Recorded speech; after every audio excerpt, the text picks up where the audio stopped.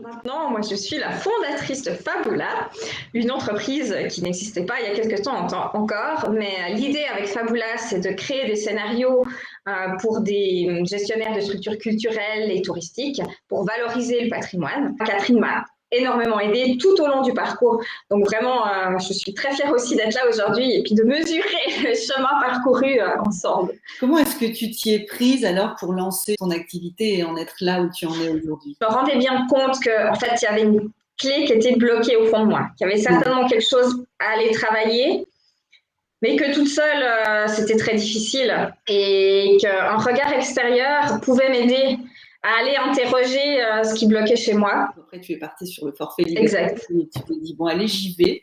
Dans Liberté, que j'ai beaucoup aimé, parce que ma crainte était de me dire, je veux pas repartir à 100 à l'heure. Et l'entreprise, c'est ce qu'on entend beaucoup, c'est qu'il faut sacrifier beaucoup de temps.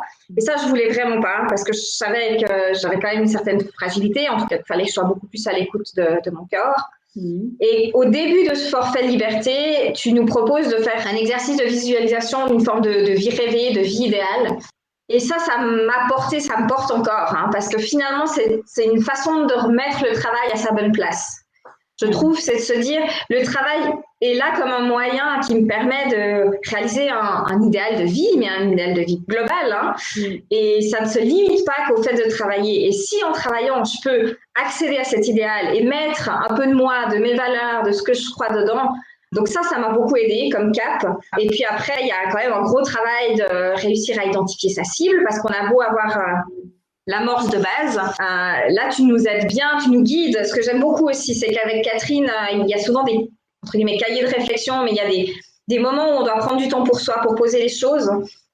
Et ça, je trouve que ça aide à prendre une distance, à être honnête vis-à-vis de soi. Ensuite, on te les transmet. Donc, toi, tu viens interroger les zones d'ombre. Ce qui a été très difficile, ça a été de trouver aussi les offres. J'étais toujours dans ce travers de la Sophie sérieuse, quoi. Je me disais, finalement, il fallait, pour être sérieuse, puis que ça marche, il fallait que je propose quelque chose que les autres allaient trouver sérieux. Donc, j'avais 3 forfaits, du plus petit au plus grand. Et puis, le plus grand forfait, donc celui qui allait me rapporter le plus, je l'avais truffé de tas de choses qui ne me plaisaient pas. Ouais, non, mais c'est vrai, des trucs liés à la gestion, voilà. La coordination avec plein de prestataires, des trucs bien chiants que t'aimais pas. Et Catherine m'a dit, mais réfléchis bien, quoi. T'es sûre que c'est ça? Est-ce que tu peux pas te mettre ta priorité dans ce que tu sais faire et que tu aimes faire, et puis proposer d'accompagner des clients pour cette partie-là, et puis leur laisser ces tâches. Tu as réussi à créer cette fameuse offre qui est dans Fabula aujourd'hui avec tes trois forfaits, et puis à commencer aussi à communiquer. Oui, on se reconstruit. Donc moi, je me suis reliée à la Sophie créative, on va dire, mais cette Sophie-là n'existait pas en dehors de mon chez-moi. Et il y a un moment donné, il faut passer ce cap en se disant, j'assume cette posture publiquement. Donc Catherine nous aide à adapter notre communication à notre public, mais à prendre confiance et puis à oser parler sur différents réseaux sociaux, parce que c'est un peu la clé de cette démarche, c'est de se dire qu'on part dans une approche qui est celle du web marketing. Si je suis à l'aise avec qui je suis, il y a des gens qui vont être touchés, qui vont rentrer en résonance avec ce que je propose et qui je suis. Et puis finalement, ces gens-là, c'est les gens avec qui j'ai envie de travailler, avec qui j'ai envie d'aller plus loin. Et si ça ne plaît pas aux autres, quelque part, tant pis. Et donc aujourd'hui, alors concrètement, tu en es où? Concrètement, alors il y a des signaux très positifs qui se mettent en place.